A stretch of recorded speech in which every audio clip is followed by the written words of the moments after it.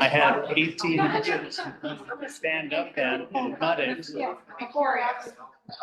And you know, it's just really, you'd have to climb down the ladder, turn sideways to go up the ladder to do the other.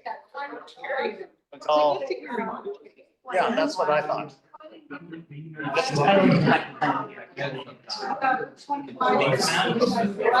We almost got down. We're at 257. 257.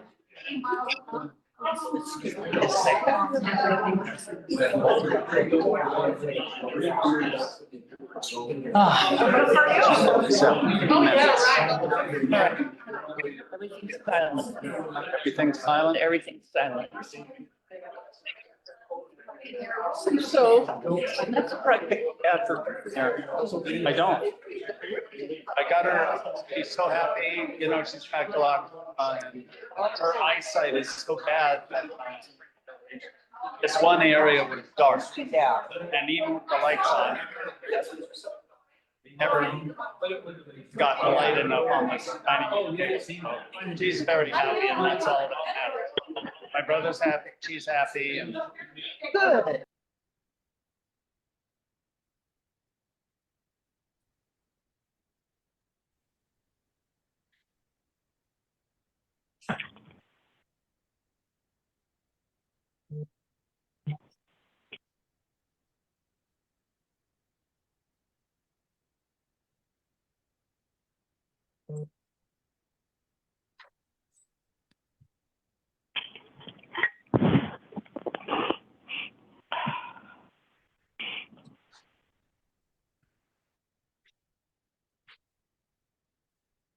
How much should we expect?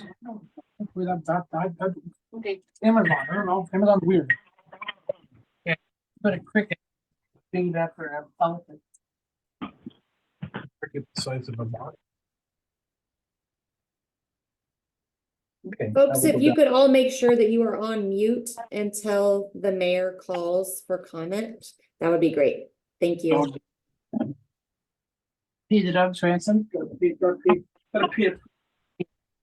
You don't pay it, then they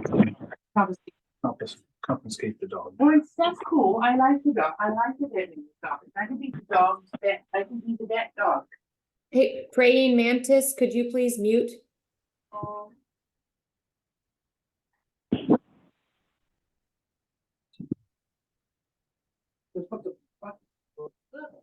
shit's falling out of the sky.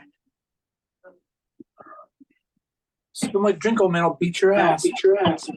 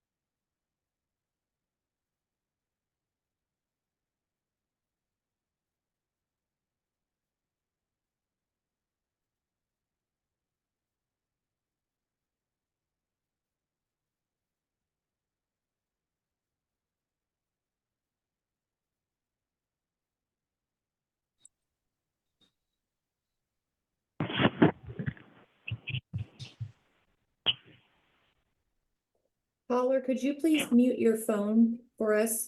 Thank you.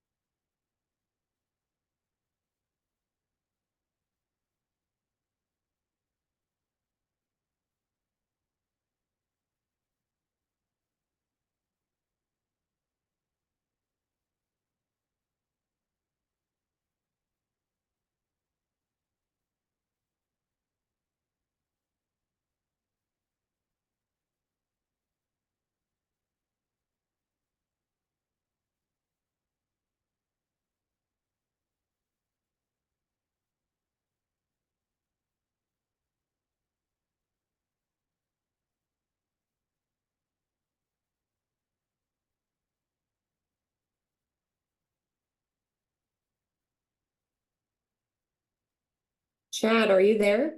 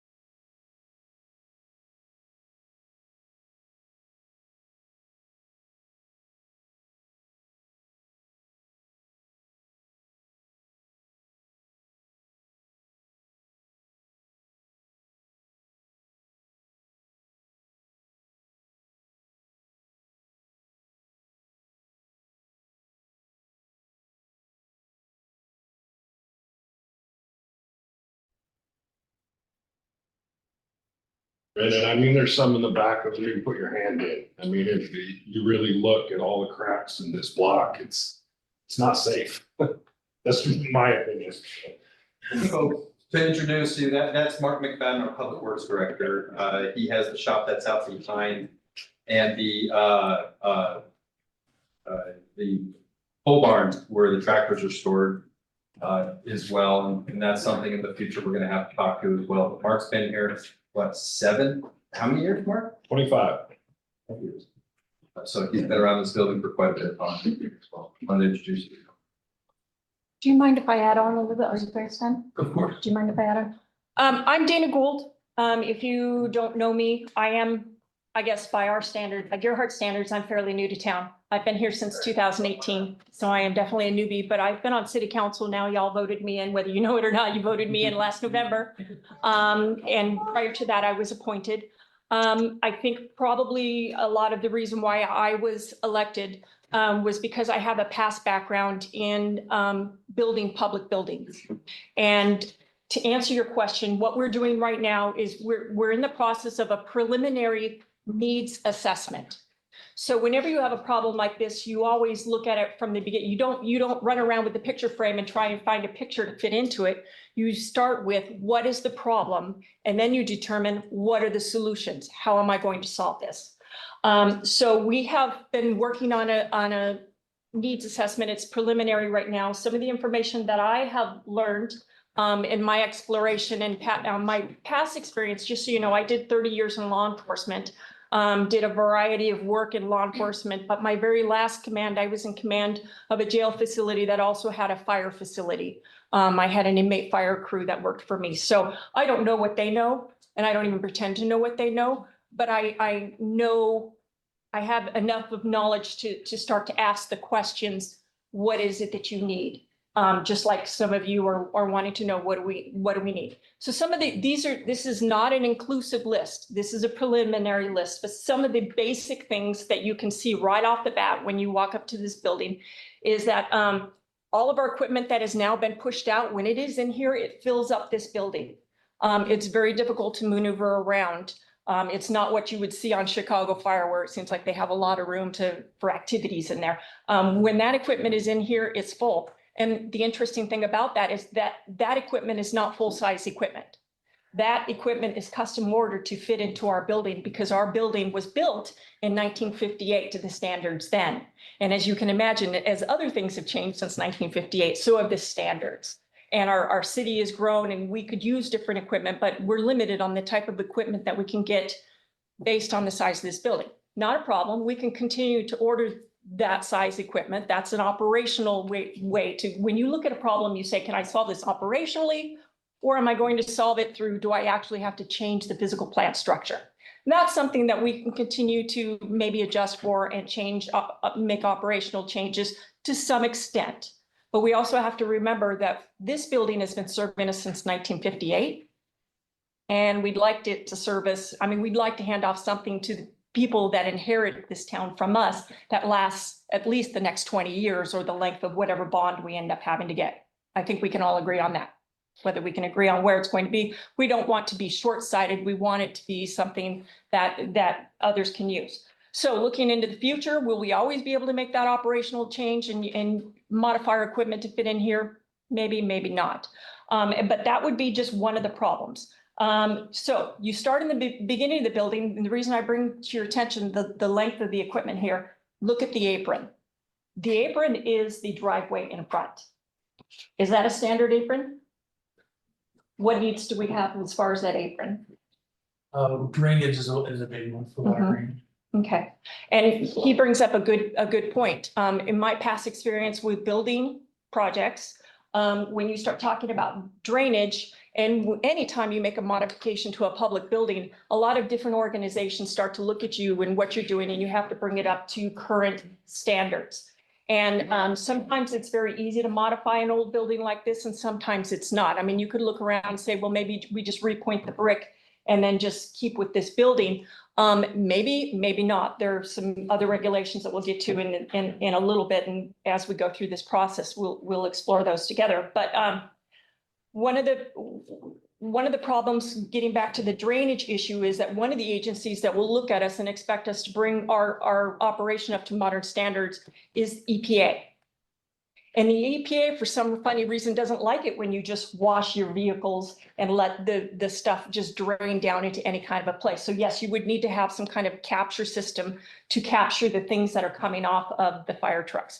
Because as you can imagine, when they're out there next to car fires and accidents where carcinogens are being released, as they are when there's a car accident, and that stuff is getting on the truck, for some funny reason, the EPA doesn't like it when you just wash it into the ground.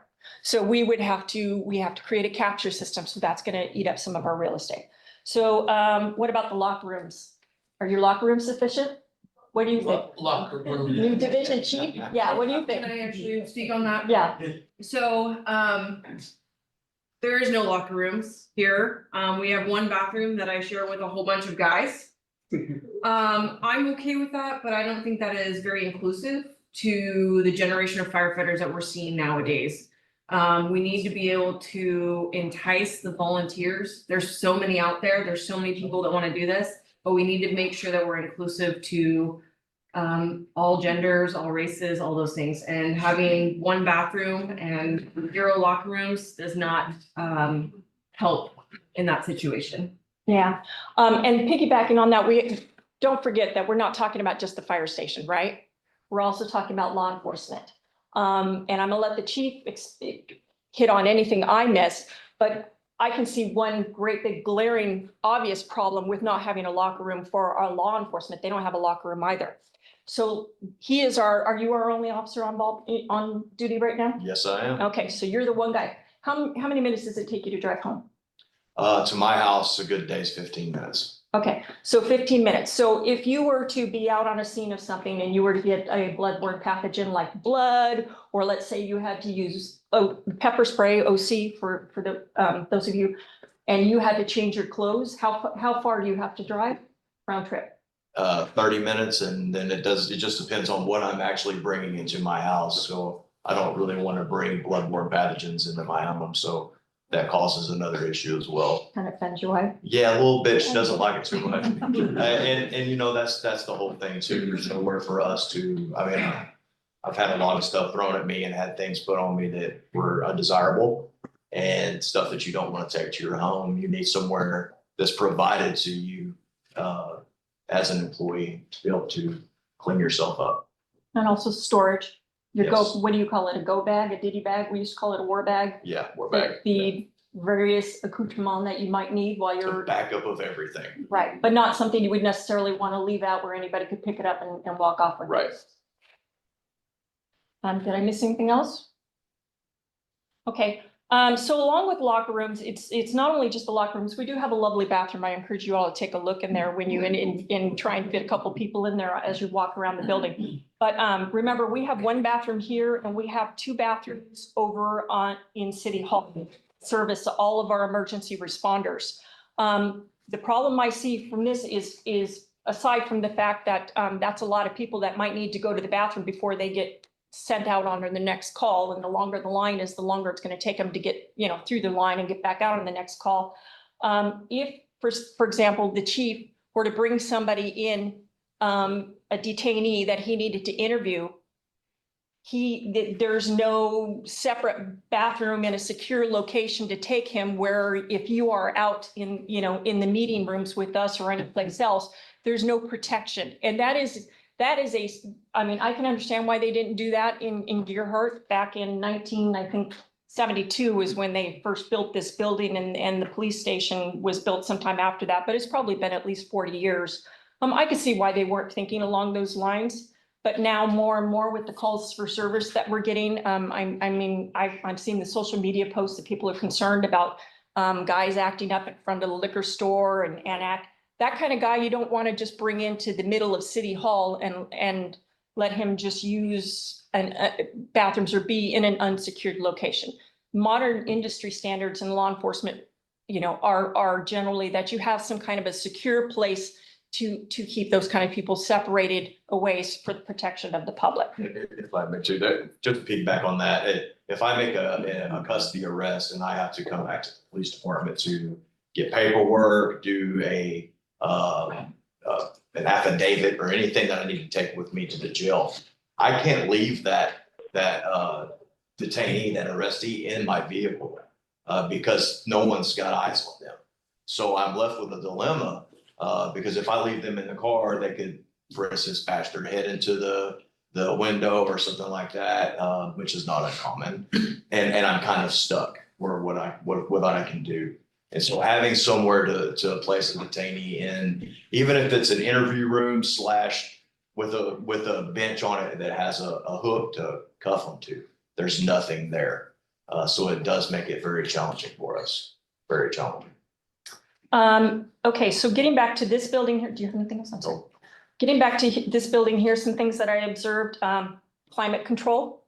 Right now it's kind of toasty because we're all in here, but it's not always the case in here. And these doors back here, do you want to talk about the problems with the doors? I can, or you can say how easy they're to lift up or pull I in. would like to show you all my size. I'm very strong for my size, but I was on 0 feet pulling down 21 store yesterday, trying to get it off the door. These are manually opening doors. It adds time to our response. We have to open them and we have to close them to secure our building before we leave. So say you're having a medical emergency and you want me out the door as soon as possible. Now I have to manually open your door. I have to pull the apparatus out. I have to let it air out before I can shut the door, because now I just have exhaust fumes in here. and then I have to manually close the door. That adds at least 2 minutes to our response time. Okay, not only does that have to do with us responding to your emergency, those are ISO ratings for your insurance as well. So just things to consider on that. And we looked, and these doors also, they leak, right? It's not unusual to have puddles of water in here. Well, lucky there wasn't a rainstorm this morning, otherwise all of our feet would be wet. Okay, we're missing some panels The too, window right? in the far back. And how much was the estimate back then to replace them?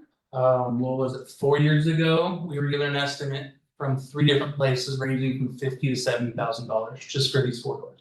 Right, so we have to consider, I mean, we go through the same process, or we all need to go through the same process you would if your roof was not in repair. You would look at it and say, okay, is it worth patching, or is it worth just going ahead and taking off the entire roof and replacing? So that's part of the process we now are faced with, and that we're gonna need your help and advice on. So, and also City Hall, or at least the police station, the doors over there.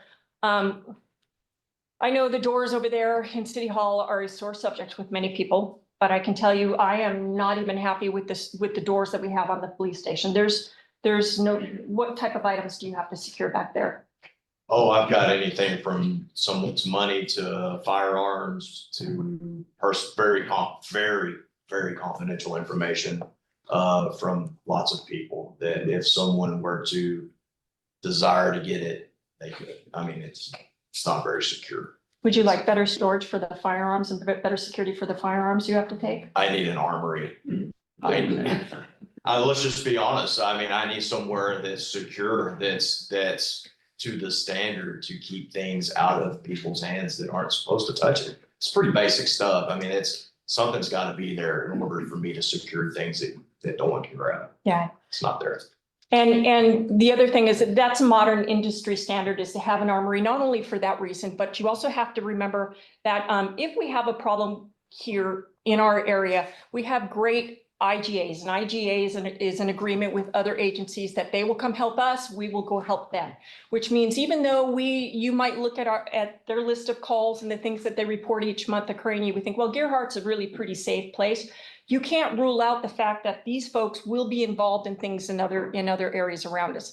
And if you look at Seaside, what do we have there? We have a school, we have the convention center, we have a lot of tourists, we have a lot of things that could present a threat that you would want to be prepared for. And I mean, gone are the days where you expected your law enforcement to run around with their extra bullets in their pockets, right? And yet you don't want them to have them in their car where somebody could steal them. You want a secure armory to store the stuff that would be unsafe if it got out into the public, and yet they still might need and would not want to be caught without in case an emergency arose.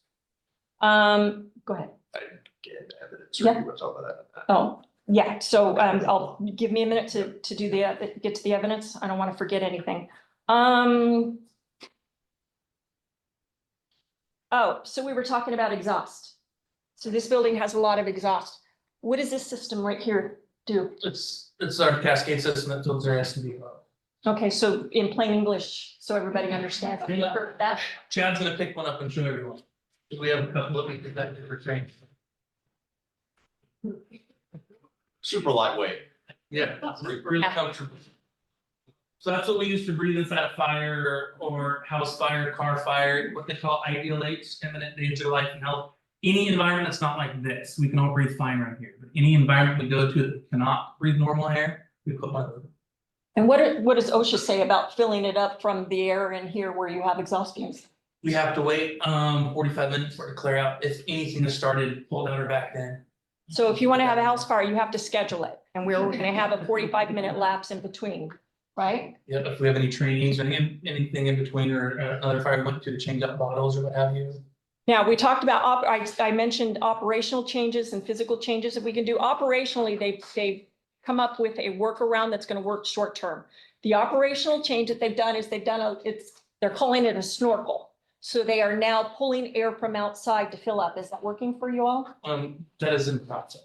It's in process. Okay, so they're going to do that, and they're hoping to do that. But what you've been told is that will shorten the lifespan of this very expensive piece of equipment if we do that? Okay, so we have to do it in order to keep our law enforcement or our firemen, fire ladies, firefighters safe. But yet we know that in the end, it's going to probably cost us more because this system is not going to last as long. And OSHA is really not thrilled with with those kind of workarounds, but we're going to do it because we have to do it. Meeting and training rooms. This was another hot tick item of discussion.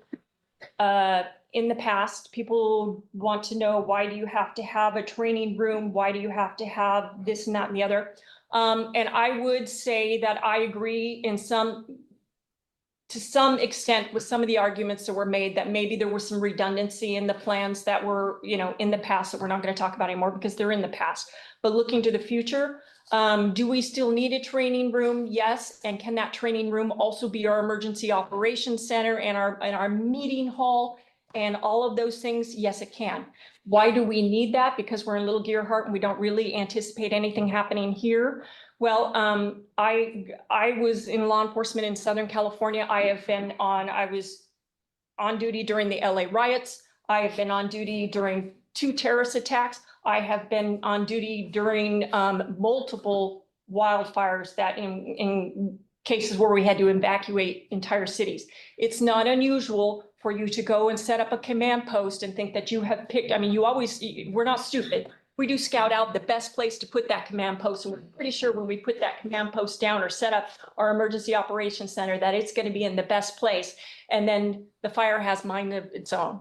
And it changes our mind because it starts coming at us and now we have to move. Or the entire, the central point of whatever it is that you're dealing with, whether it was in our terrorist attack, the central location where we needed to operate from moved a couple of times. And that is also the case where sometimes you get in and you find out that there's other reasons why you can't stay there. Like, for example, you might have set up on a natural gas line and that's not your best place. Or maybe if you're dealing with a terrorist attack, you're dealing with secondary devices that are there to target you, the law enforcement or the first responders, and you have to move. There are a number of reasons why you might have to. Mother Nature might have its own ideas about whether this building will stand, and maybe that building will not stand. So you always have to have a lot of options in a county like this where we all work together to create a command post, and maybe you even need more, because I tell you what, if we have a problem here, and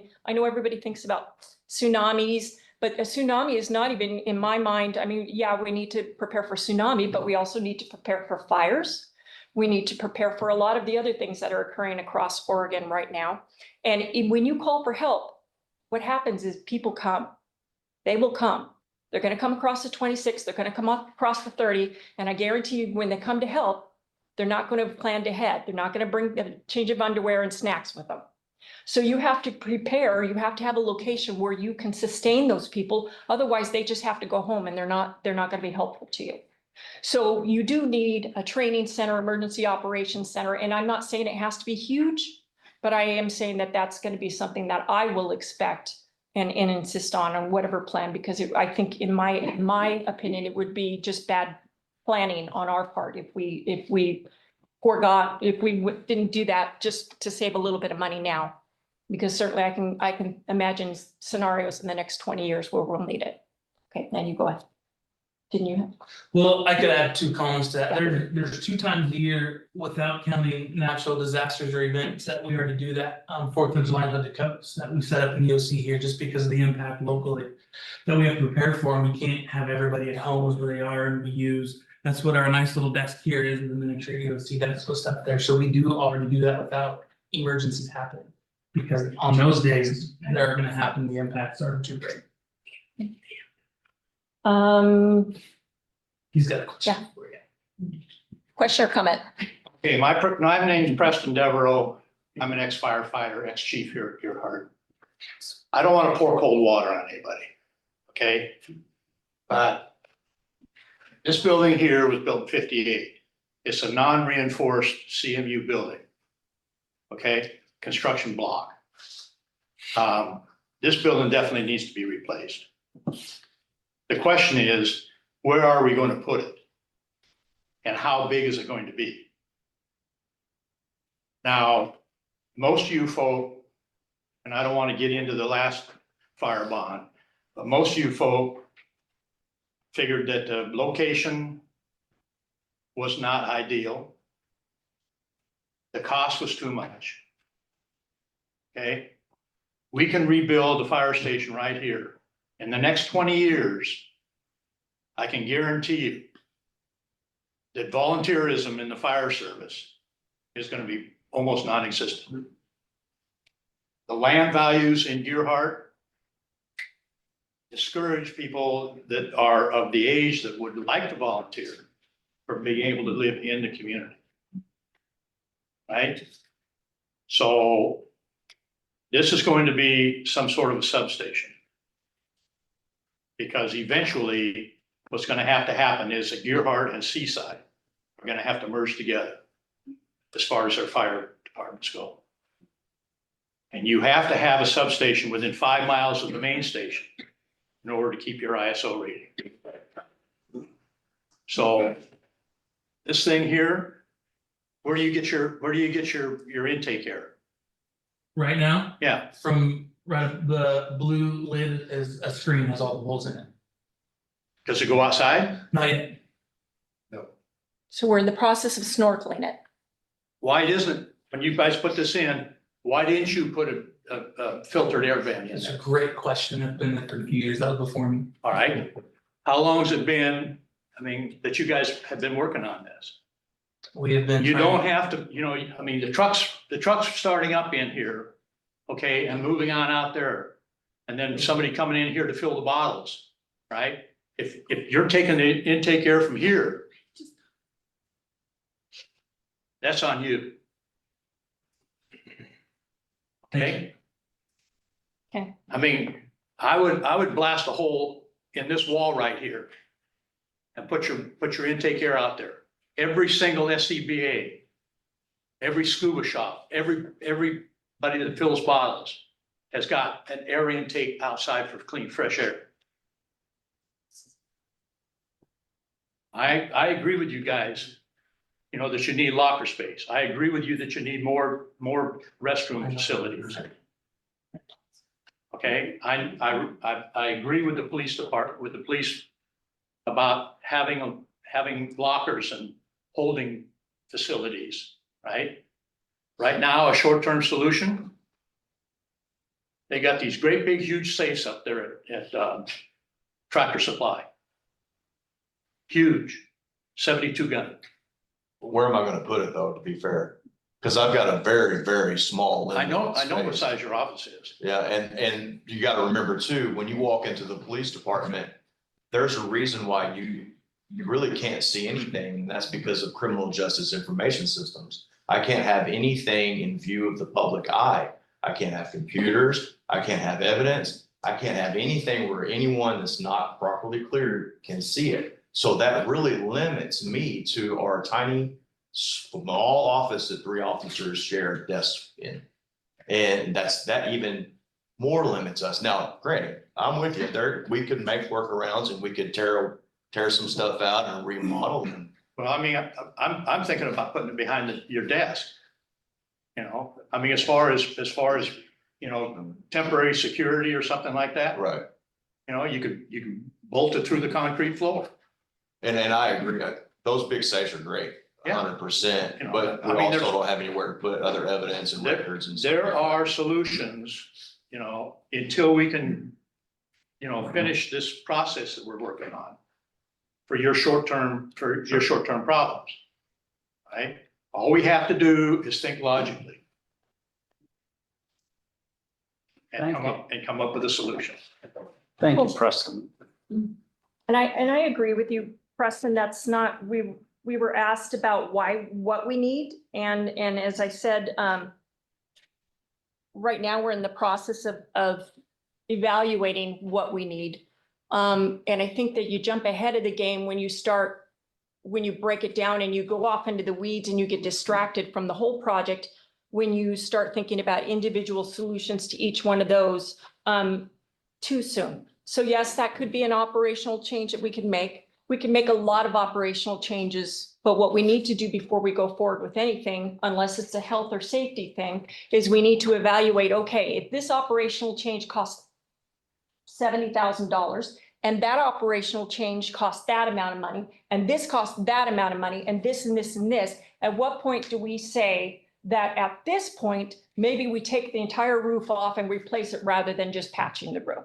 So we're not there yet. We had a question about why, and we're trying to answer the questions of why. Yeah, my name's Pam Waller.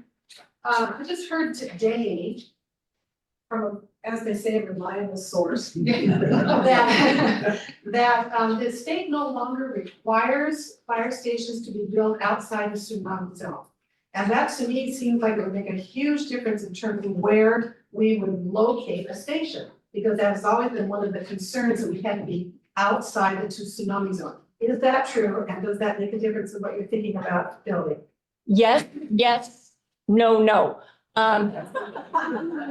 So the long answer is, yes, they did. They years ago, the state decided that they would tell us where we could build. They didn't trust us to make good decisions, didn't trust the cities to make good decisions about where to build things. And then somewhere they created that rule that you couldn't build in the tsunami zone. And then somebody at some point said, well, you know, I'm from an area where you just basically made it to where we can't build anywhere, because everything is in an inundation zone. So what are we going to do now?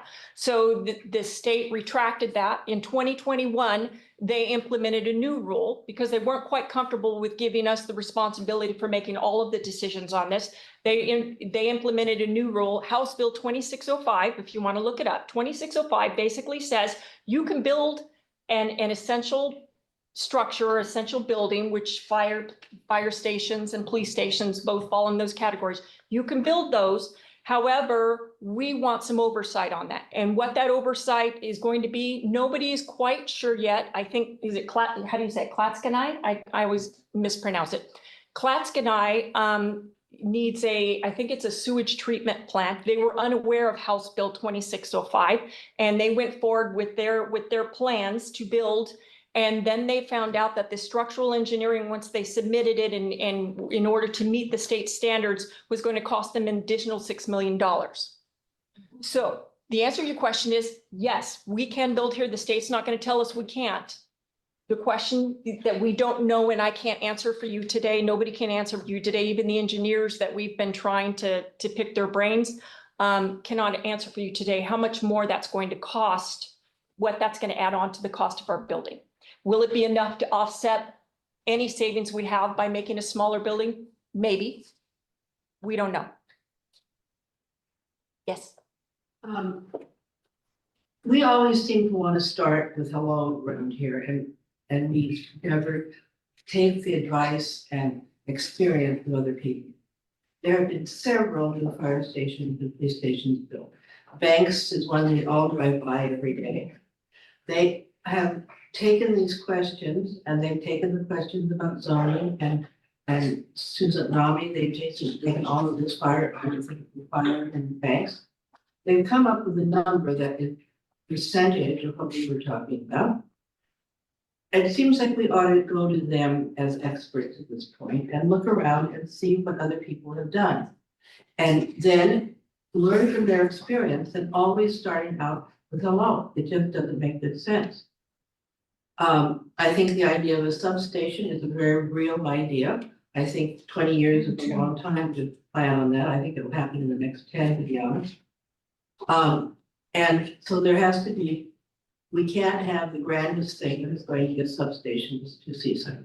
I agree. And so at that point, I think we ought to use somebody else's idea. There is a training station at Banks, I think. I think that there's things to explore that other people have explored. We don't have to create a wheel every time. You are correct. And again, that would come down to, once we determine what we need here, what the deficiencies are in this operation, what this physical plant structure is limiting it, where it's limiting us, then we look at operational changes. And that is part of that. You are correct. It should be, this shouldn't be, you never want to take one guy's idea on this is how we should do it, because what I'm saying is this: you think you need this many lockers, you think you need all of this stuff. It would be nice, but do other people have ways that they have done it that it doesn't take so much money? And that's the thing that I'm really interested in, because you're on A block will go down again. We know the city very well. We needed to come across something that's workable for people to pay. Well, and I think we all agree on that. And that's one of the reasons why we're having this town hall, to start the talk. So people can start communicating with each other and with the city. Because we all pay our taxes.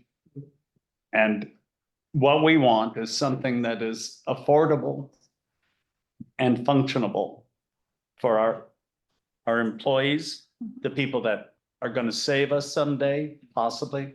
And us.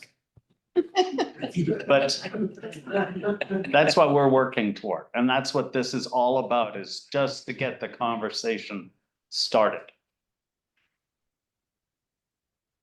Did we answer your question? Going back to the first, I mean, we couldn't give you an inclusive list today. We could go on and tie up this whole town hall meeting, but Yeah, there will be more coming out as far as what we need. thank you. I'm curious if you have a sketch of a process of how we get from here to a final building. To share with us a little bit about how you plan to work this through. Oh, I cannot tell you anything like that right now. I honestly, I wanted to start the conversation. That's what this whole thing, and I have not given it any idea or any thought, because I need to know, and I'm not gonna waste any time on this if people don't want it. If people want it, then we will spend money and time going in that direction. And that's when we can set up a timeline, a schedule of events, but I'm not wasting another 6 years of my life doing this. That's totally fair. Go ahead. Yeah. Hello, city council, residents, and anybody that's here at this town hall meeting. Thank you for inviting us all. My name is Susan Farmington and I live at 1325 Sunrise Ridge Road. I spoke at a city council meeting about a year ago to discuss the project of the Oregon Department of Transportation and the approval of sidewalks and crosswalks at the north end of Geahart. The safety of people crossing the highway to go to the west side of Geahart is my utmost concern. I believe walking on Highway 101 for 2 miles to reach Pacific Way crosswalk is dangerous. The planning of a new firehouse is an ongoing issue and yet to be approved. This leads me to another concern regarding the new fire station. Will these 2 projects on the highway construction and the new firehouse occur at the same time? Because we all know about the increased traffic and the safety concerns every year between May and September. These months, more accidents happen than any other time. So I would like if someone could, answer my questions. Thank you. Well, I have not heard from ODOT about when they are even thinking of starting this project on 101. Chad, have you had any contact with them? Yeah, so Chad City with Gear, of course. So the highway ODOT, we are on the radar because we have a transportation systems plan and we have some ideas of what the new highway can look like if we were to make some changes, but there are no set plans. We have ideas, no plans. But the funding process for that happens every 4 years in ODOT. Now that we've had those ideas come out, we have our transportation systems plan, we're in that route, and then we're just waiting for available state money if it comes available. And when it does, then that project will kick off and it will involve the community. But there are drafts that have crosswalks crossing Highway 101 in the proposed plan. There are, you're absolutely right. There's more than 1 or 2, there's several of them. There are. But ODOT is in charge of 101.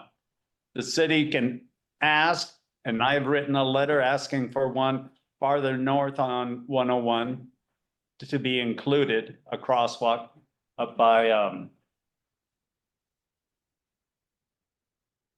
and what's the road that goes? Shamrock, thank you. But ODOT is in charge. ODOT's got the money. the purse strings. So that's who's going to do that. Okay. Oh, A yeah, follow-up? I just have a follow-up, yes. So a year ago when I attended this meeting, I have to probably go back to the minutes and rethink this, but these same words were discussed.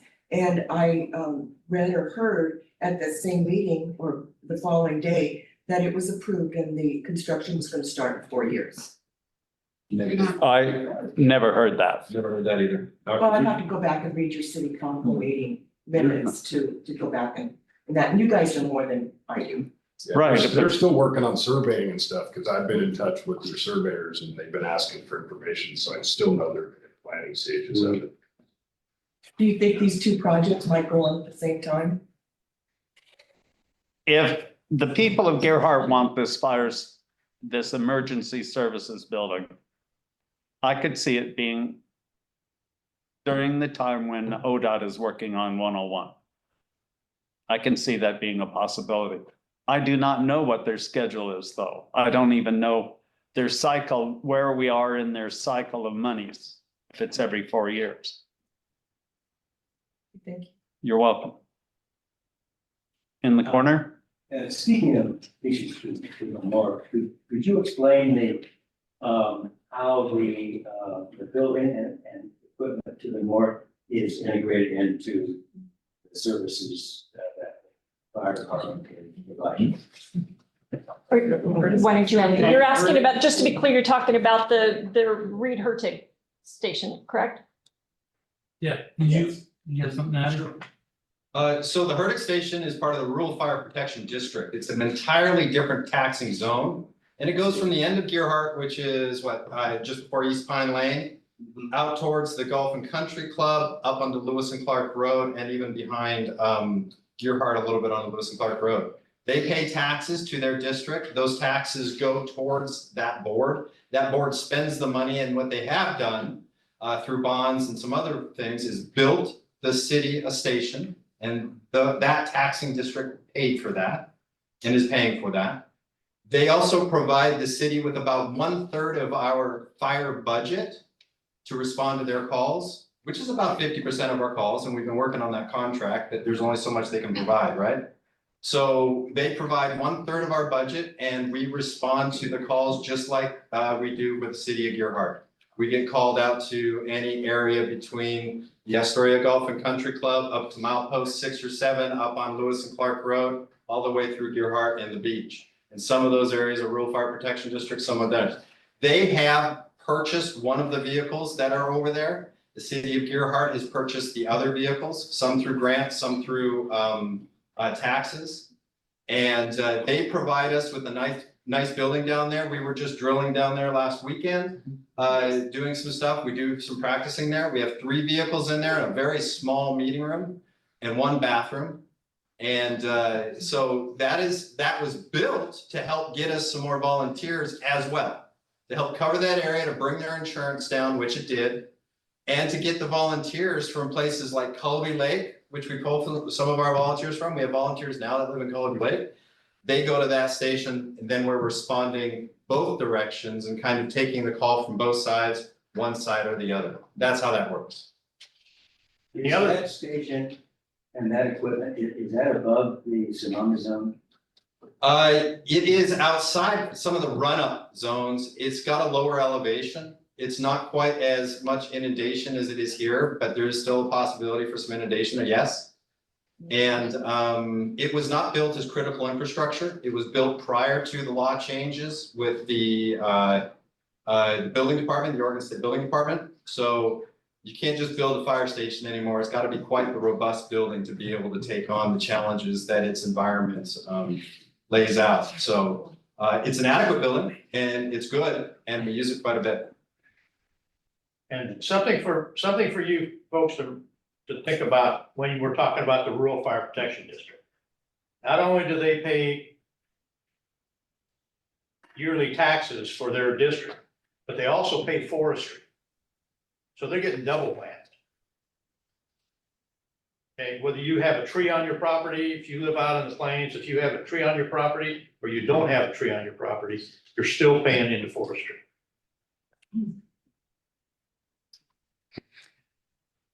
Right there. Well, I certainly appreciate, Ms. Gould's knowledge and Chief Como and Chief Gregory, and most of the people that I've talked to don't dispute the need. The current concerns that will have been raised, I know you said you didn't want to go backwards, is process.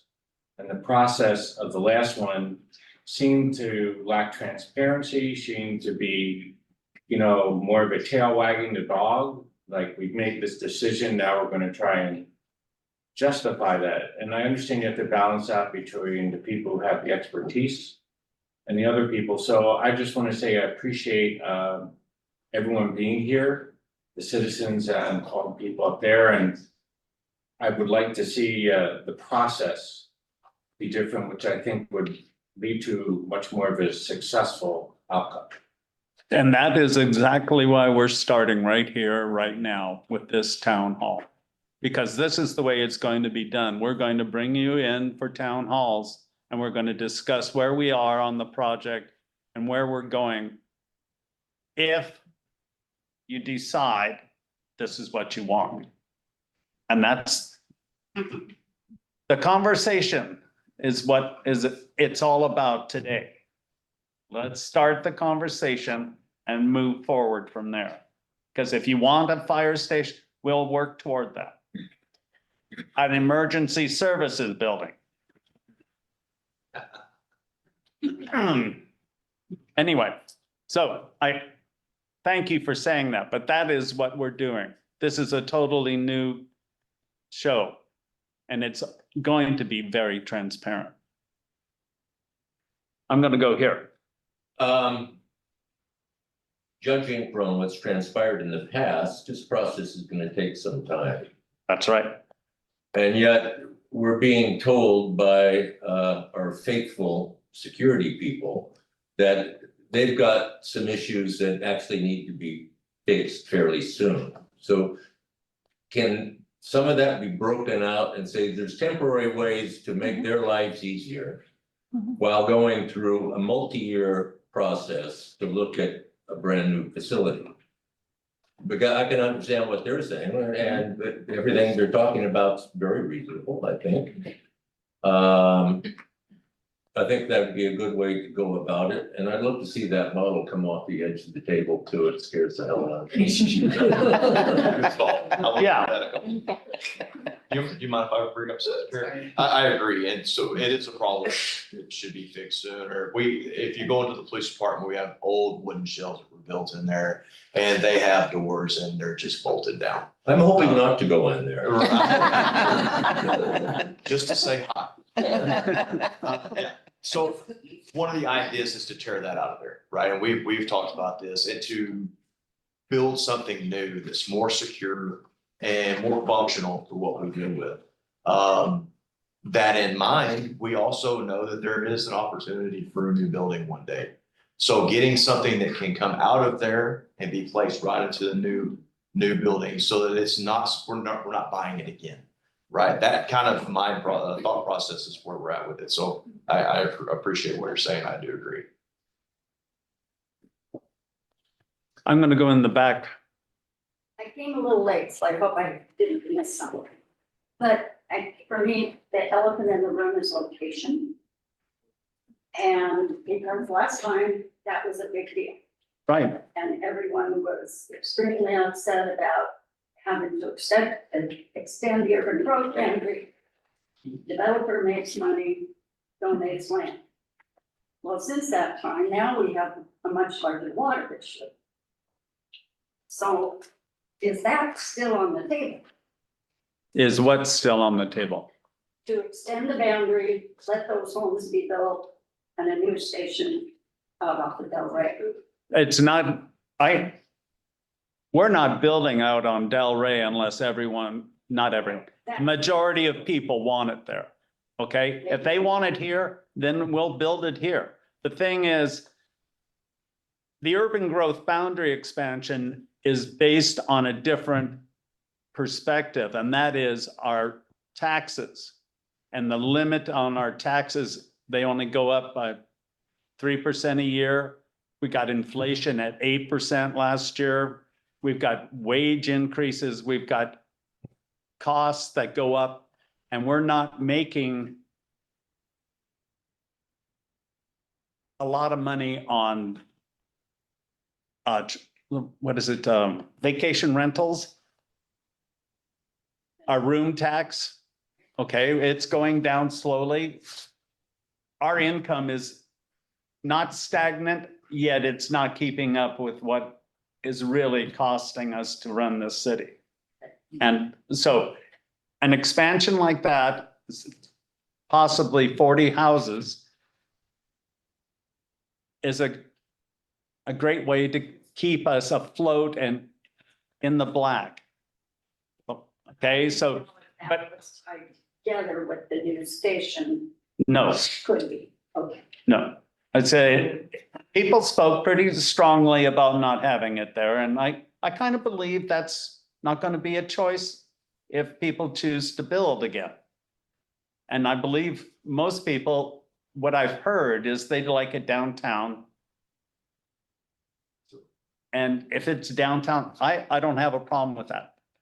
I would like it to have a cedar facade, not just concrete. Okay, all right. Well, I just get the footnote, I heard a while back, is the tax revenue only like in the mid-60s? The what? The tax revenue here is only like in the mid-60s. That's all the revenue the city brings in, right? Yeah, I think your tax revenue that comes in, and Justine, are you in here? Yeah. Okay, tell me if I'm wrong. The incoming taxes for the operation of the city that come from your tax money is about 700,000? Okay. That's not a lot of money at all. Yeah. I mean, that's. You're paying $1 and 1 cent per thousand. That dollar is my point. I mean, it's not a lot of revenue to run the city. Right, it isn't. No. We run lean and mean in this town. Any other questions? Oh, Eric. Thank you, Perry. My name is Eric Halpern. I live at 661 10th Street.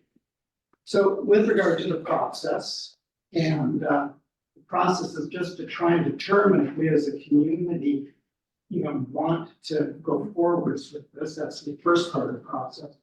Does the council have just an idea, a ballpark of how much time you think you'd like to talk about it? How many of these sessions we might have? And how in which we'll determine whether we want to go forward? Is that by survey? Is that by show of hands at one of these meetings? You might not have decided these things, but can you give us a framework for how the council might be thinking of how we even get to that first decision? Oh, my goodness. All right.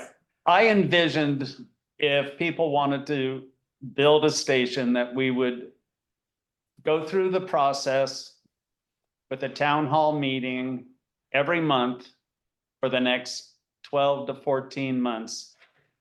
And in May of 2005, possibly go for a referendum on a bond. What did I say? 2025. Boy. But that is, again, fluid, because I don't know how fast this is gonna go. As far as finding out how we're going to do it. Chad, do we still have those voting machines? Yeah, well, we have access to them. We have access to, there's a, I believe it's Scappoose that have voting machines. Instant read on what you want, yes, no. And we can do that at town halls. Have one with an extended time period, so people can vote on what the questions are. And that's the way I envision going forward. So we can move forward in a faster fashion than just having a town hall and people raising their hands. Carrie, thank you. Kathy Zimmerman. thank you. I'd like to thank everybody for gathering today and voicing your opinions, your ideas. And moving forward, I appreciate you having a town hall finally. We've needed one and we need more in the future. However, 3 o'clock's a difficult time for a lot of people. Is there any way we could have them those in the evening, early evening? Okay, well, that wouldn't be a problem with me. I was looking at the fact that if I get my way and we have a town hall every month until we're set, I'm asking the staff to be away from their family during their times. And that is the big thing for me. It's, yes, we can move the time. And maybe it'd be every other meeting we could have in the evening. Sharon had a great idea though, Sharon, that possibly we could stagger the staff time instead of coming in at the regular 9 to 5 or whatever. On the days that we have town hall, they could stagger, maybe coming in 11 to 7 or whatever. That would delete having any overtime, but still make it, we're all gonna have to work together. And Right. you want participation in the city, for sure. And Yes. if we have a roadblock of time that they aren't able to participate, you're not gonna hear from everybody. So I think Sharon's idea is a great idea. Talk to her about it. I will talk to her about it since Well, the other part of that idea was that we would have it at 5 o'clock so that the staff would just continue to be here instead of having to come back. And that people who are working might possibly be able to make it at 5 o'clock. Anyway, and I don't know that if that's even feasible. I don't know what the logistics are. Obviously, the people who work here would know that much better than I would. So it was just a thought that I have. I don't know how workable that That was is. a good thought. Thank you. So let me just, I want to take this back to the big picture again, because Dana's really good with the details. In my mind, works a little bit more in big picture mode. So my question on the big picture is, Mark, can you please tell us what this building is made of and how earthquake stable it is? It's just brick, as far as I know. I don't even know if the brick was filled with concrete. No. My one concern that I've always had to deal with is the roof. I think the roof's come off at least 4 times since I've been here. I've personally put blue tarps on it at least 6 times because it was leaking. It's got 1 1-inch drain up there that if you get 1 pine needle on it, it plugs up and floods this building, including our water shop. So, which we're constantly dealing with, and being up on this roof in 40-mile-an-hour winds with a blue tarp doesn't really work that well for me. And it's a flat roof in this climate in this area is just, it doesn't work. So, but as far as the building, I don't, from what I was told, this building was built by volunteers. It wasn't even built by contractors. I don't know, Preston might have a better answer That's for what that. this book but says. that's- If you read this book, I was reading it last night, it said it was built by volunteers and Yes. their budget was $28,000. It was built by a bunch of firemen that had, there were firemen here, and some of them were contractors, some were electricians, some were plumbers, and they all got together and built the building. Well, that's one way to save money. At one point, I was told the whole roof collapsed and they had to put these beams in after the fact to hold the roof in, especially the one that goes on the backside there. They brought in big equipment, took the part of the roof off and put that beam in afterwards. So, I mean, I've personally patched holes in this brick for the last 25 years just so we could paint it, so it looked okay. So. How do y'all feel about sitting in there right now? then? Yeah, Yeah, thank you. That was my next question.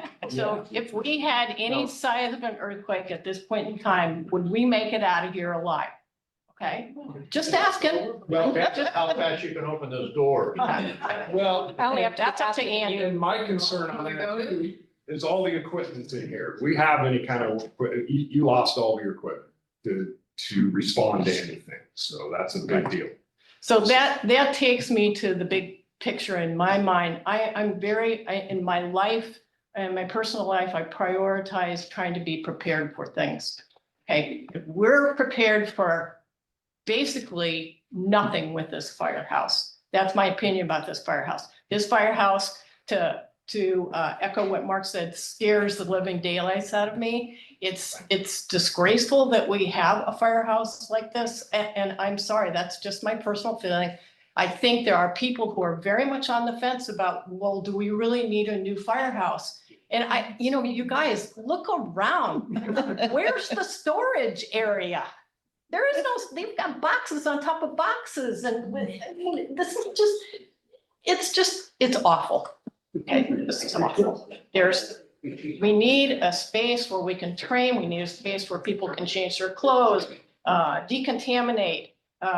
We need a space where things can be put away, so that if we do have an earthquake, everything's not falling over. I mean, this is just common sense to me. So for those people who are still on the fence about, do we really need a new firehouse? Please come and really open your eyes, look at this, walk around it, look at it.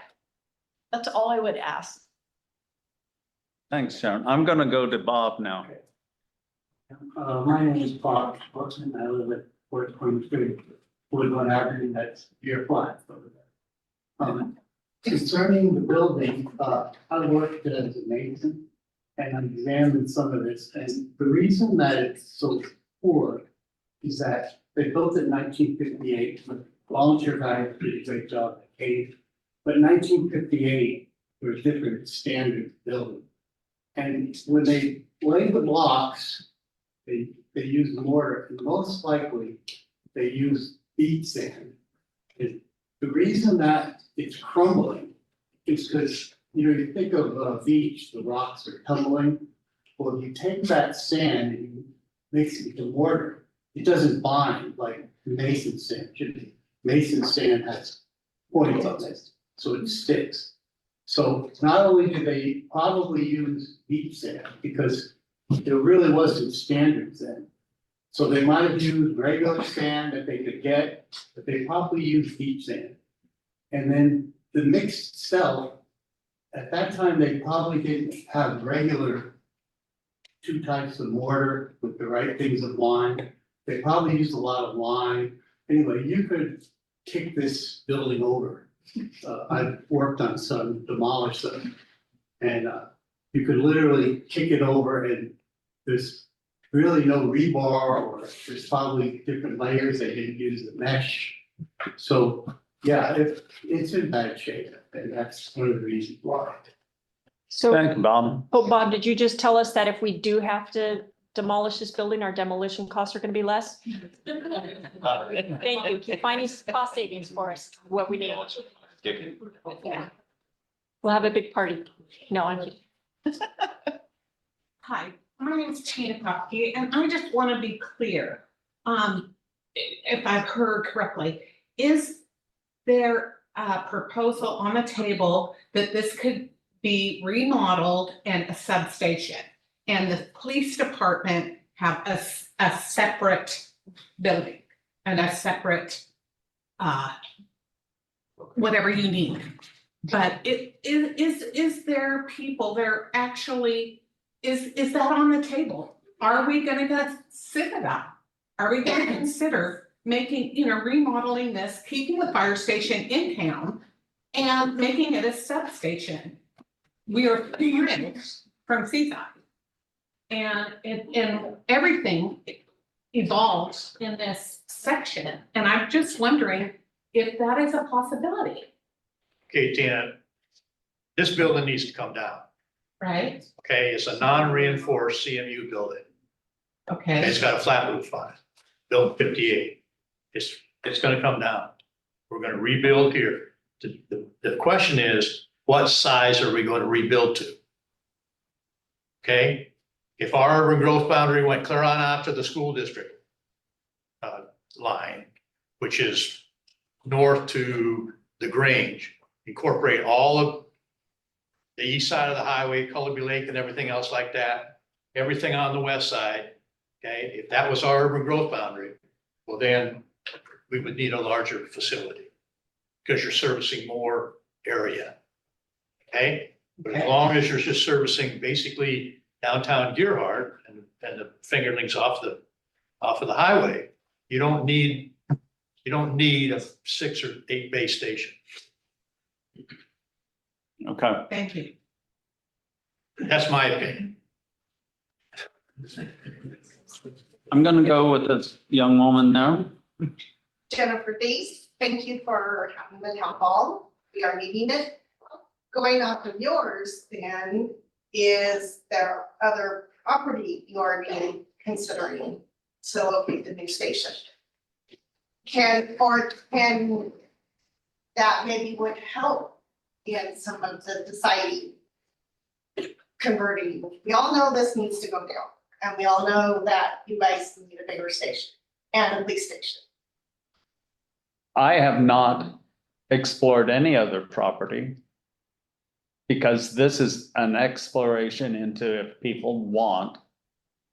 Well, that would help to decide if people want, maybe if you give information of other properties. Yeah. Hi, so Chad Sweet again, and that's a good question. How are we gonna do volunteers in the future? Great question. All of these questions need to be answered, and I think that's what the mayor has imparted with me, is that when we start this process, we're going to go through a needs assessment. We're gonna go through what other people have done. We're gonna go through what it is that the city of Geahart and its rural fire protection district needs. We're gonna go through what our volunteers need. We're gonna go through what our police department needs. And we're gonna be transparent with that and open, so you can all come up with it. The mayor's, and please don't let me put words in your mouth. His goal is to not come to you with a plan and say, hey, here, what do you think? It is to open this up to say, let's work on this together as a community and come up with something that will work for us in the future. And we don't know what that future is, but there's a lot of ways that we can at least have that conversation, get it down on the paper, and start taking care of some of those things. Because another big picture item here that you have is like, okay, for volunteers, we know that volunteerism in fire service has been very difficult for a lot of places. But you know what? Little Geahart just keeps on being scrappy. Currently, we've got 25 volunteers on our rosters, and we've got 2 more that are coming in, 27. When I joined the fire department in 1996 with Preston Devereaux was already there, along with Mike and who else? We have Ron back there, and maybe a few others in here. We had about, and Randy, we had about what, 20 to 25 volunteers? We have 20 to 25 volunteers. The difference is back then we were doing about 200 to 250 calls and we thought we were busy. Last year, how many did we did, Chief? 744. 744 calls. Things are different. You also look at the amount of people that are in Geahart, right? We have a 26% increase in the last census. That's a big change. When I started in 96, we had 900 people in the city of Geahart. Now we've got 2,000 people in the city of Geahart. And I think some of the other communities over that time have grown more. So there's a lot of calls. But the volunteers, they're doing a very good job of responding. We got a great group of people right now. I don't know how long that's going to last. I remember in 1996, we were talking about, man, there's not as many loggers. There's not as many construction folk around Geahart. What are we going to do? Well, here we are 26 years later, and we still have 25 excellent volunteers that are putting their lives on the line to do this. So cancer has been a big thing with us, you know, cancer in the way that it goes into firefighters, we kind of absorb it, right? Because we're in those messes. So a good solid fire station where people can clean up, where we can train, where we can maintain some volunteerism will also save this community potentially in the future a lot of money. But all of those things have to be discussed with you Chad? and brought you up into that part Excuse me as for well. interrupting. Yeah. Of those 700 and some calls, how many of those are medical calls versus fire calls, accidents, et cetera? And I would like to throw in, if and when we do replace this fire station here at this location, which I would like to see, what about medics?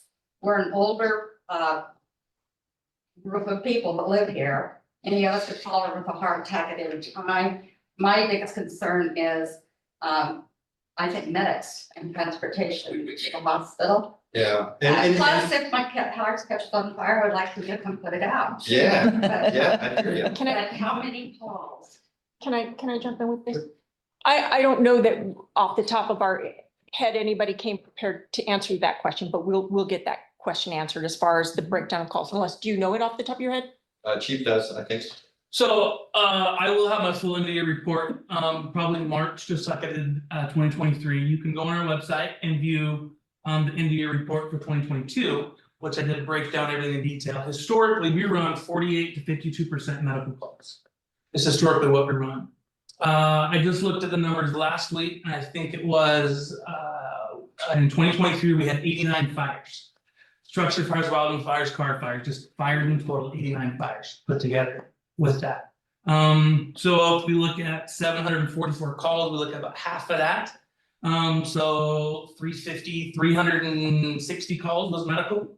Alone, then we have car crashes, we have structure fires, we have wildland fires, water rescues, we have search for lost people. Whatever have you, everything else in between, hazardous stuff. Going in there, water rescues, I think I said that, everything else is what we do. We're called an all hazard response. So we don't just go to the house that's on fire, like that's just one of many things we do. We have a rope rescue team, that can, go down and bring people back up off of steep areas and steep cliffs. We do have a means of doing water rescues with that. Car crashes is a big thing. We take care of lots of different avenues of stuff. And if you're looking at medics is a third-party transport company. They come with 2 people. They will always call us because they can't handle a regular medical call with just those 2 people. We're frequently needed for even helping get somebody from their bed or in between their toilet and their shower position onto the grade moved out. Now that's once they get there. We've often been on a scene for 2 hours before medics even shows up. And if you, we heard a thing last year, why do we need water rescue? We have Coast Guard. Well, if we count Coast Guard, it's a recovery, not a rescue. They are at best 30 minutes out from the time that they get called, and that's if they're ready to go. So that's not an option. And if you just want to recover bodies, we can set that up. So we do our best to cover as much as we can every time we get called out. I mean, you call 911 unless somebody's fighting. I mean, you're going to get him, and then we're going to come behind him anyway. So there's multiple things that we do to take care of the community with that. And about half is our medical calls. Can I also add to that? I'm so sorry. I want to add this. So I'm a paramedic. I'm going to be the first one at your house. You have 3 or 4 intermediates, AEMTs. We're exactly trained and we have the exact same equipment as that ambulance. And we're coming to your house faster. Or even better, they don't have a Lucas. No, we have a Lucas, which increases your chance of survival from a cardiac arrest by 10 extra %. In plain English, a Lucas is an apparatus that will CPR machine. perform CPR on you. So they can use their hands So- to do it. You can get out the doors. We get, Yeah, get out the doors. we always get out the doors. We've never failed you thus far. We have a phenomenal set of volunteers that work hard to provide you these services, and they are so excited to be here. And they're all trained better, and we will keep them so much better than what you'll see on medics. And I can promise you that. So we just need to give them a little bit. I've worked in a lot of fire departments. I worked at 4 all at once. This crew is amazing. And we just need to foster them. They love this community. They're part of this community. They're gonna give you every ounce of what they have. And they go to paramedic school just to volunteer for free, guys. Do you know how much I paid for my paramedic school? $20,000. I paid less that for both of my bachelor's degrees. These are people who are paying for this. They love their community and they want to serve you. And That's all I gotta say. And Donna, hold your thought for just a minute, because I want to piggyback on this because I have ADHD and I'll forget what I wanted to say if I don't jump in here. I agree that the current generations we're bringing up now are not necessarily joiners. They're not necessarily volunteers the way that older generations are. And that is going to be a struggle for us maintaining a volunteer organization in the future. But let's not forget the value that these folks are bringing. And I think that what we need to do is some out of the box thinking, instead of throwing in the towel and saying, okay, let's just plan for not having volunteers in the future, I think what we need to think about are a couple of things. Number one, I looked up the budget for Seaside. Seaside has a different staffing model than us. People ask constantly, why don't we just give it all to Seaside? Well, here's Seaside's staffing model. What they set aside in their budget this year to pay their employees on the fire department, $1.3 million. Do you know how much we pay our employees? About $180,000. Okay, so that is a significant cost savings. Now, that is the reason why and the fact that we do still have such great volunteers that keep showing up here. So you got to look at, well, why do they show up here? And why would anybody volunteer? Why would anybody do that to themselves to come here, especially with some of the stuff that's gone on over the last couple of years? Why would they show up here? We can be if we look at this as, we will be the place that if you're a volunteer, you want to come. People want to become volunteers because it's not that easy to get a job in the fire industry now. You may not know that, but it is very hard. I know it because I told all of my kids, do not become cops. Everybody hates cops. Everybody loves firemen. Go get firemen. And I can tell you those jobs are hard to get. They're hard to get. So what a lot of these people do is they go and they show the initiative, they go through the training, they give themselves a step up, they come volunteer like in a place like this. So we may not, a lot of our volunteers, we have volunteers that, God bless them, show up and all they can really do now is drive a truck, and they're showing up for us every day. They can't really, muscle around things, but they're still showing up for us every day. But you have the new younger ones that can do the physical activities.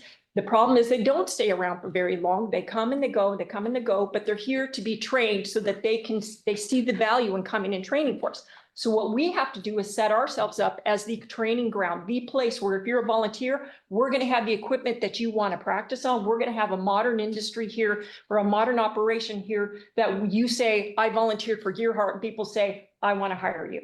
That's how we maintain or put off the inevitable of having to go to a model like Seaside where we're having to pay a lot of money for our fire department. So let's not throw the towel in on it. I absolutely refuse to throw in the towel on our volunteer organization. They are great people and they're going to continue to show up for us. But like she said, we need to understand what motivates them and continue to give them the things that motivate them to come here. And Sorry. and one more thing, with that has happened here. 2 of the chiefs in Seaside were Geahart volunteer firefighters. Donna. Deanna. I'm sorry, Deanna, I'm sorry. I'd just like to say that I've always felt that the fire station should be rebuilt down here in the heart of Geahart. Some people may be concerned about the earthquake and the tidal wave. I used to work for a land surveyor and did a little bit of engineering, with, putting pilings down on motels down in Cannon Beach because the buildings are so heavy. They're built on top of a marsh. And so we put pilings down. And so if you design the fire station to withstand the most moderate earthquake, I think we should plan to do the good engineering. And it should be here, and I do think that it should be like a station tied in with Seaside. And maybe not make such a fancy building down here like what had originally been proposed. But those are kind of my thoughts, but you guys were talking about, the Geahart Fire Department and working with medics. And a week and a half ago, we had to call 911 and my husband was very close to death. And, the response time with the fire department and medics was 5 minutes. So, most of the people that live here are within this perimeter. So we can't put a fire station out there on Delray Beach Road. We've got to keep it here. So that's what you guys got to keep in mind. But yeah, I do want to make this fire station as earthquake proof as possible. I know this building is toast. And, we've got to, expedite this as quickly as possible, not have several years of committee meetings to try to get the fire station built. So that's all I gotta say. Thank you. Can I say something? All right. I know that the Chief Como over here and his assistant, they don't want to toot their horn or anything like that, but every single person that's a volunteer fireman in this station and Seaside, okay, have to have the exact same training as Portland Fire Bureau, Walton Fire and Rescue, Seattle Fire Department, every paid department. The problem is that 80% of all firemen in the United States are volunteers. And the fire marshal seems to think he's got his ear listening to the unions and the paid people. When I was chief, I fought tooth and nail with him about gear your training towards the volunteers. Because if a paid guy at Astoria wants to go and take a class, chief just brings in somebody that's off and pays him, pays the guy to go to school. So every single one of the volunteers, are your volunteers. Thank you, Preston. I'm gonna get one more question, maybe two. Thank you all for being here. I realize many of the council members are volunteers. Many of the people here are volunteering their time. I'm with Eric. I appreciate that you're gonna go about this with a certain method in mind. But you keep saying, Carrie, if this is what you want, I think there's an outcry right here in this room. Let's get the ball rolling. I think it is commonly agreed that the fire station needs to be rebuilt. Somehow the money has to be found for it. The police area needs attention. Let's get the ball rolling. I wonder if we need 16 months of town halls, or if you have the momentum now to keep moving. The 14 months of town halls are to keep you informed step by step of what we're doing. So we're doing things behind your back, under the table, in closed doors. I want this to be as transparent as glass.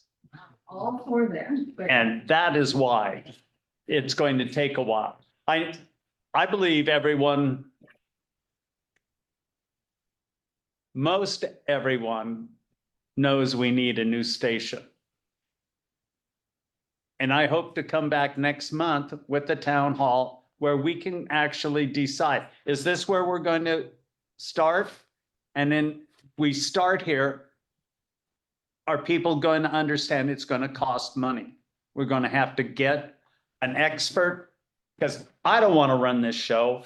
I don't have the expertise. Nobody, I believe, on the council or in city employment has the expertise. So I want to be able to go out and say, let's get an expert, let's get them on the team, and let's start making things happen and show the people every month, this is where we are, this is what we're doing, and this is what it's costing, because it's going to cost. Would it be possible to publish a summary of this meeting in the city blog each month so that we don't keep going over the same ground? Oh, we're not going to go over the same ground because I cannot do that. As far as this will be on the blog or whatever they post this to. Okay. YouTube or whatever, but you go to the blog and then you go to you. However, they've got it set up. I don't do that because I'm here. All right, I'm gonna go with Eric one more time, and then it'll be the last question. I'll go to you. I don't. I just want to kind of agree with Cam's on it. We don't, we can decide, I think, fairly soon, if we want to go forward with proposal. And so I encourage you to offer that to us. Right. Before we're done today, I'd even like you to ask, based on what we've heard today, I'd like you to ask us for a straw poll today, by a show of hands. How many people here today think we want to go forward with a new building? So I'd like to ask you to do that. Well, some. But then, additionally, I'd like to also ask that this should be a front burner issue for our community. We should expedite this.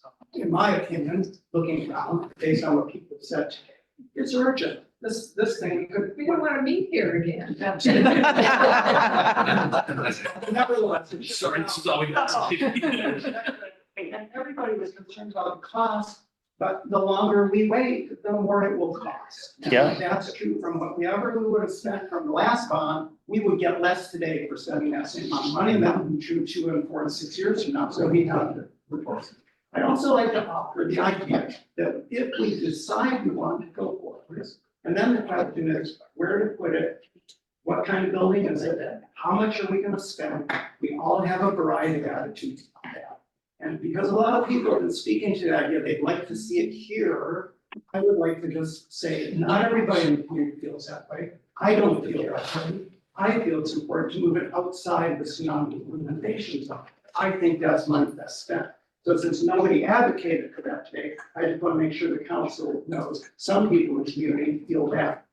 And when we get to the point of how to decide what to build where, I'd like to suggest that you could offer us, we get to the point where engineers give us ideas, it could be here, it could be here, it could be here, it could be this big, this big, this big, this much. Give us 3, perhaps 4 proposals, and as a community, we vote in ranked choice manner. So that one option wins by getting a majority, and if out of those 4 options, nothing gets more than 50%, then the idea that was left, everybody gets to rank their priorities. Sure. And this builds up to what the community really wants. If no option gets 50% on the first one, then the option that got the least votes, all of those second place votes get added in until we get to something that gets 50%. I'll be in touch with you, Eric, so you can tell me.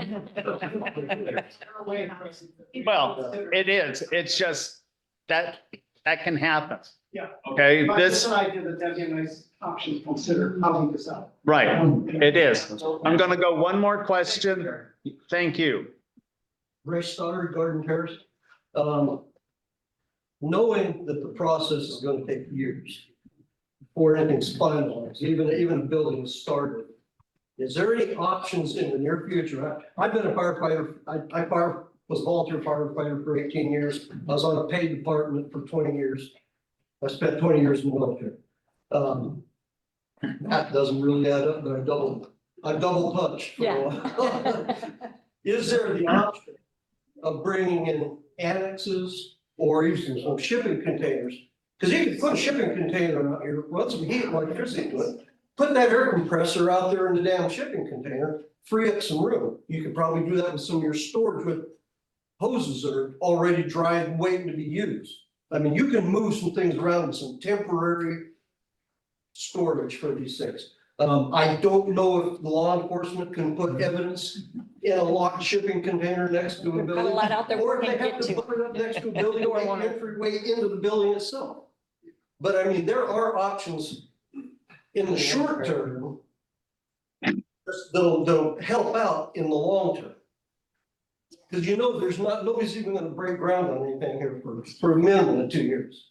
Yeah. So, I mean, there are options out there for some temporary stuff. Yeah, I think to do the safety stuff, that's something we've been looking on, but we have been doing a lot of those options over the last quite a few years. You'll see the shipping container that's out there now. Yes, I know That you we got use some. and But I some mean, you can things. put some electricity out there and put that thing out there. Safety, Well, the problem is safety you number gotta one. tie into this old electrical grid, which is, this is an old building.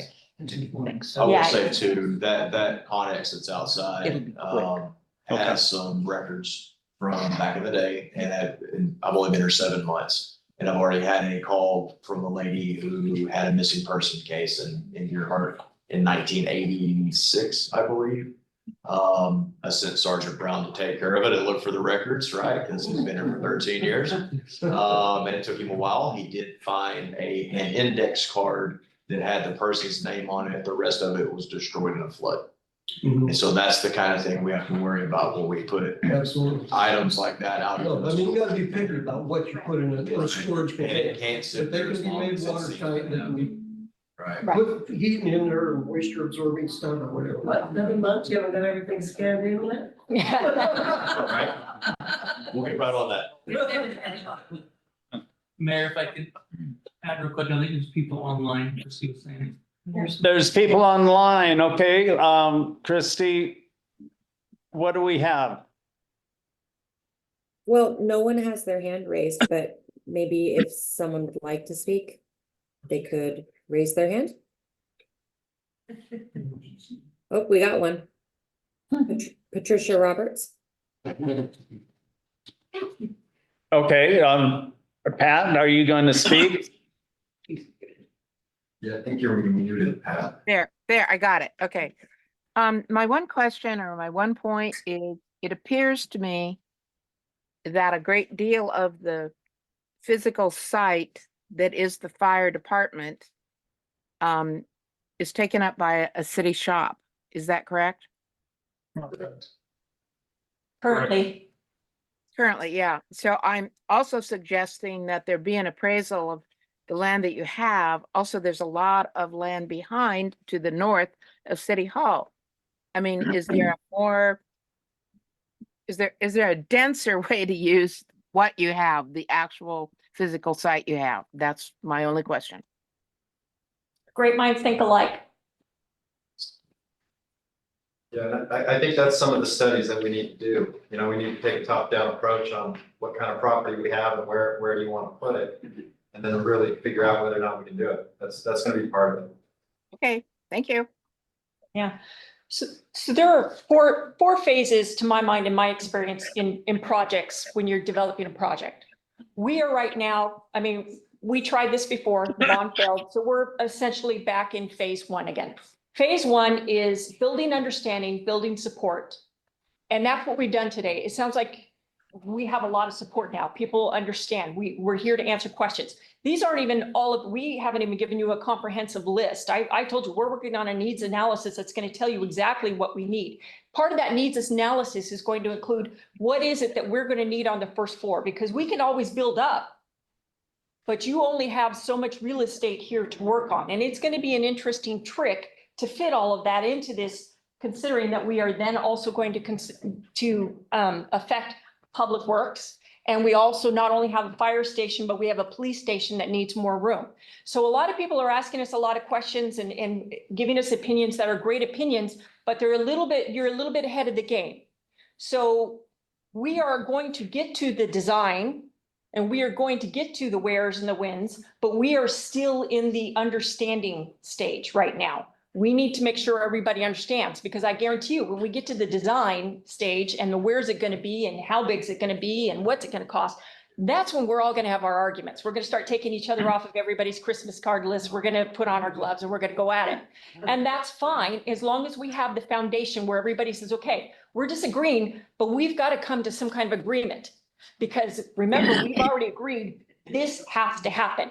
It's in our best interest. It's going to save us money in the long run if we don't delay this, and if we don't say, I'm just going to be an absolute no. If it's not my way, I'm going to be an absolute no. So the point of today was not to get to the design, not to get to the where, it was to get to an understanding of this has to happen. And then we are going to analyze the problem. We're going to give you the information and we're going to ask you for then to make an informed decision. We need this much square footage on the first floor. You can't put your fire trucks on the second floor. We can put offices on the second floor, but how much square footage do we need on the first floor? And then we know, can it fit here? Which I think it probably can, but I don't know for sure. Or does it have to go someplace else? So let's work in building blocks. Let's not get ahead of ourselves and start arguing yet about where it's going to be. Let's start with an agreement that it's gonna be. Whatever it's gonna be, it's gonna be. And then we'll work out the details. We'll hash that all out later, hopefully as nicely as possible. Okay, is it gonna be long, Tim? Good. One, thank you for the demeanor and the tone and the welcoming embrace of this meeting with your citizens. I will just, I'm not gonna talk about the past, but thank you, keep this up. There's a lot of people that aren't here today and want to be or are aligned, so including the whole population of Geahart should feel this energy. We're your partners, you're our partners. Collaboration, negotiation about all these details ahead is what, the more we can feel together on this and that we've had our say and our communication with each other, the better. So we will all love this place. We already do. We'll love it more with a safe and secure, excellent building in the future. So thank you. Keep this up at all meetings, okay? Thank you. Okay. All right. Is it short? Okay. This is the last question. There are a couple other things that I wanted to do at this town hall. Go ahead. Part of the needs assessment that we're doing right now, hasn't that been done in the past? That you can compile that information? No. Yes and no, some of it. It should have been. Yeah, I think so too. There's a So lot. that would shorten the 14, 16 month timeframe. I think the majority has been covered on at meetings in the last 2 years or more. Mhm. The majority of the people that are in the community agree that we need to have a facility here. And it is a huge thing, a huge undertaking, as you said. And somebody else said the elephant in the room. The answer is, how do you eat an elephant? You eat it one bite at a time. The hang up is bad, it's where you're going to put it. You're gonna put it way out here, you're gonna get land, you got all these other things. You need to break it down and start taking it a step at a step at a step, accomplish one thing. 2-3 years we've been at this, we have nothing. Oh, no, it's been 6 years. But good point. And that's what this is. The first step. Roger that. Okay, now. Dana, do you have anything else you'd like to say? No, not on that, Okay, not on, not on that. Not- okay. Rita, Yes, I do have something to say. I've been quiet because I'm sitting with a panel of experts. There's police experts, there's fire, there's all of your stuff. And we have former police chiefs, we have all this, and I am an expert in nothing. So I didn't really want to say anything. Oh, we've had experts in public works too. Thank you, Mark. But I am so encouraged by what I've heard from the audience, because you guys have really done your homework. And you're not just here to say, oh, thumbs down or thumbs up. You really know what you want. So I'm very encouraged by all of that. And although I'm an expert in nothing, thank you for coming. That's it. and per Eric's suggestion on a straw poll, if you raise your hand, if you want a new fire station. Okay, a straw poll. I think it's pretty obvious that most people here want a new fire station. Okay. Next month, when I will have a suggestion, at least 1 or 2 suggestions, and we can talk, and maybe we can even have the voting buttons working. And that way we can all see if this meets with your approval or not. But the other items that I wanted to talk about, the city has the, is it the right to first refusal? An opportunity. An opportunity, there's a property adjacent to ours that Pacific Power used to have a transformer. It's DEQ cleared, no contaminants. Just at the end of this open space. It's not a full-size lot, but it is property the city could use. We could move our green waste and our recycling out there. Because if we do build here, that area back there is going to be closed off. And I'd like to see the green waste and the recycling continue. Yo, Dad. Hey. Hey, Dad. And so there's that to think about and talk about with your neighbors, whatever. It's going to cost some money, but I think it's a great investment for the city. The other thing I want to ask, does anyone feel like the city should approach Bob Maury about the school property? For what? Acquisition by the city. For what? What? Are you gonna do with it? We can move City Hall down there? You had an opportunity. The what? You had an opportunity. No, we didn't. We could not come up with a referendum and get it on the voting, on the, You blew it with that. You had an No. opportunity. I just want to know if there's any kind of consensus that we should even ask. Yes, Okay, yes. Yes. we'll come back to that, okay? Sell this property. Sell this property. Now, are we talking limited domain or are we talking, I mean, because if you wanna go for that, let's take a chunk of the golf course. I mean, Hey, it's just- you know, that, all I did was ask a question. I'm not trying to start a fight, okay? Okay, Can I say something about that? May I say something about that? sure. Why not? That would give us all kinds of offices, facilities. We could have a community center. Why not? Okay. You already sold it. Yeah. Okay, well, we've had our straw poll, we've had our meeting, we've had our discussion and our questions. Thank you very much for coming. What? Geahart City Hall. What's that? Yeah. Right, and that's what I just said. Next meeting, I'll try to come up for people. Whiteboards.